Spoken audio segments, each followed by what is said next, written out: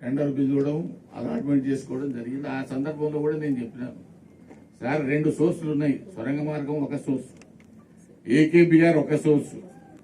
ఈ 2 సోర్సులు ఉన్నాక మూడో దానికి అనవసరంగా 2200 కోట్లు అయితే ఒరిజినల్గా జీవో ఇచ్చినప్పుడు 1400 కోట్లే. ఆ 1400 ఈ 2 సంవత్సరాల కాలంలో 2200 కోట్ల పోయింది. ఇది పూర్తయ్యేది మరి 3000 వద్దా 4000 వద్దా తెలియదు. విన్నారా? ఇది వాస్తవమైనటువంటి పరిస్థితి.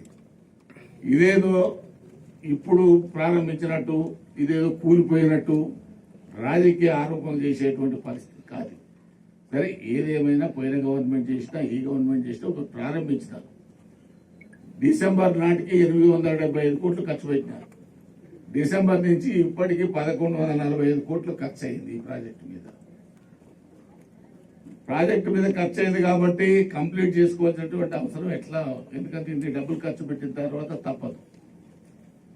కానీ ఇదేదో రాజకీయంగా ముఖ్యమంత్రి గారి వద్దనే ఈ మున్సిపల్ అడ్మినిస్ట్రేషన్ ఉంది, ఆయన పట్టించుకోలేదనో అని పాత మున్సిపల్ మంత్రి గారు చెప్తా ఉన్నారు. కాబట్టి ఇవన్నీ రాజకీయ ప్రేరేపితమైనటువంటి ఆరోపణలు, సత్యదూరమైనటువంటివి. ఇవాళ హైదరాబాద్ కు ఏకేబిఆర్ కృష్ణా వాటరే కాకుండా ఎల్లంపల్లి నుంచి గోదావరి వాటర్ కూడా పైప్ లైన్ ఫేజ్ 1 గతంలోనే రాజశేఖర రెడ్డి గారు ముఖ్యమంత్రిగా ఉన్నప్పుడే స్టార్ట్ అయింది. ఆ పని కూడా అక్కడి నుంచి కూడా నీళ్లు వస్తున్నాయి. టన్నల్ పూర్తయితే గ్రావిటీతోనే పూర్తవుతుంది. కాబట్టి ఇవన్నీ వాస్తవమైనటువంటివి. మరి 22లో ప్రారంభమైనటువంటి ఈ సుఖిశాల ప్రాజెక్టు ఎవరి కొరకు ప్రారంభిస్తున్నట్టు, ఎవరి కొరకు ఇది కట్టినట్టు, ఎందుకు 7 సంవత్సరాలు 8 సంవత్సరాలు సైలెంట్ గా ఉన్నది ప్రభుత్వం?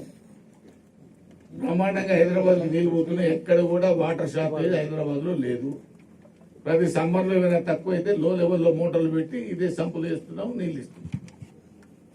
కాబట్టి ఇది కేటీఆర్ గారి మానసపుత్రికనా తెలియదు, కేసీఆర్ గారి మానసపుత్రికనా తెలియదు. నేనైతే ఆ రోజు చెప్పినాను మన కేటీఆర్ గారు, అనవసరంగా మీరు డబ్బులన్నీ వేస్ట్ చేస్తున్నారు. ఆల్రెడీ 2 సోర్సెస్ ఉన్నాయి హైదరాబాద్ కు పోవడానికి, నల్గొండ జిల్లా పోవడానికి.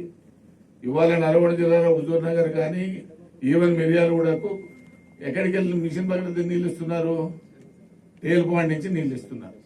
అంటే వీటికి ఏ దాంతో సంబంధం లేదు, తేల్పాడుతోనే నీళ్ళు ఇస్తున్నారు. 7 టీఎంసీ రిజర్వాయర్ అక్కడ తేల్పాడులో 7 టీఎంసీల నీళ్లు ఉంటాయి. కాబట్టి ఈరోజు ఈ ప్రాజెక్టు ఎట్లా ఎందుకు ప్రారంభించినారనేది వాళ్ళిద్దరికే తెలవాలి. మా కాంట్రాక్టర్ గారికి తెలవాలి తప్ప మూడో మనిషికి వారికి తెలియదు. తెలిసిన తర్వాత మేము చెప్పినాం, ఈ పైసలన్నీ ఎందుకు వేస్ట్ చేస్తారు, టన్నల్ పూర్తి చేస్తే ఈ 2200 కోట్లు ఆ టన్నల్ పూర్తి చేస్తే గ్రావిటీతో నీళ్ళు వస్తాయి. అయితే డైరెక్ట్ శ్రీశైలం నుంచి వస్తాయి. మనం సాగునీటి పేరు మీద వ్యవసాయాన్ని వాడుకునే అవకాశం ఉంది. ఇప్పుడు ఎందుకంటే మనకు వాటర్ షార్టేజ్ ఉన్నప్పుడు వ్యవసాయం మంచిలకే ఇస్తున్నారు. కాబట్టి ఎన్ని వసతులు ఉన్నాక కూడా దీన్ని చేయడం సరే. టెక్నికల్ గా ఇప్పుడు కాంట్రాక్టర్ కడతాడు, దానివల్ల ప్రభుత్వానికి నష్టం వచ్చేది ఏం లేదు, మేము ప్రభుత్వం మీద పైసా బడన్ అనేది అది రెండో విషయం. కానీ రాజకీయ పరమైనటువంటి విమర్శలు చేయడం చాలా దుర్బుద్ధితో కూడుకున్నటువంటిది. ప్రాజెక్టు ప్రారంభించింది మీరు, మంజూరు చేసింది మీరు, కాంట్రాక్టర్ నిర్ణయించింది మీరు, నిన్నటిదాకా ప్రభుత్వంలో ఉన్నది మీరు. ఇవాళ ఇప్పుడున్న ప్రభుత్వం మీదనో ముఖ్యమంత్రి గారి మీదనో దుమ్మెత్తి పోసుకోవడం అనేటువంటిది మంచిది కాదు. ఎందుకంటే బాధ్యతాయుతంగా మీరు వివరించినటువంటిది.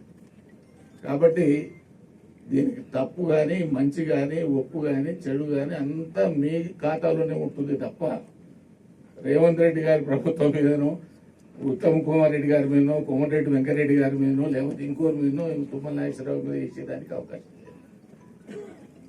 కాబట్టి మంచి కానీ చెడు కానీ ఏదైనా బాధ్యత మీదే.